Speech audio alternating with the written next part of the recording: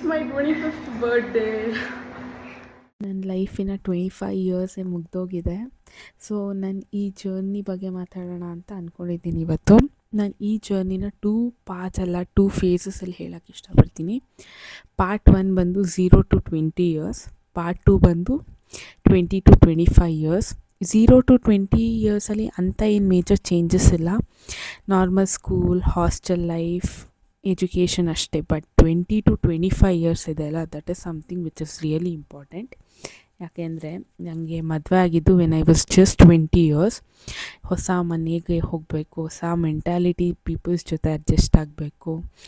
Second thing ಬಂದು ನಂಗೆ ಒಬ್ರಿಗೂ ಅಡುಗೆ ಮಾಡೋಕ್ಕೆ ಬರ್ತಾ ಇರಲಿಲ್ಲ. ಬಟ್ ಈ 5 ಇಯರ್ಸ್ ನಂಗೆ ತುಂಬಾ ಹೇಳ್ಕೊಟ್ಟಿದೆ. Life is all about accepting things, not expecting things ಅಂತ.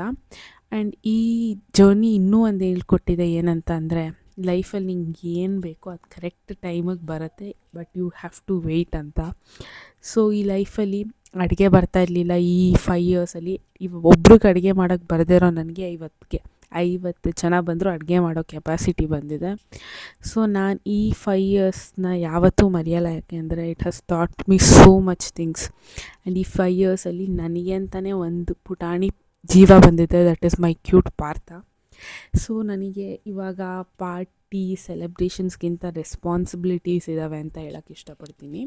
ಹಾಗಂತ ನಾನು ಬರ್ತ್ಡೇ ಸೆಲೆಬ್ರೇಟೇ ಮಾಡ್ಕೊಳ್ಳಲ್ಲ ಅಂತಲ್ಲ, I do celebrate in my own ways. So ನೀವು ನನ್ನ ಯಾವ ಥರ ಸೆಲೆಬ್ರೇಟ್ ಮಾಡ್ತೀನಿ ಅಂತ ನೋಡಬೇಕು ಅಂದ್ಕೊಂಡಿದ್ರೆ ನೆಕ್ಸ್ಟ್ ವ್ಲಾಗ್ವರೆಗೂ ವೆಯ್ಟ್ ಮಾಡಿ. ಅಲ್ಲಿವರೆಗೂ ಬಾಯ್.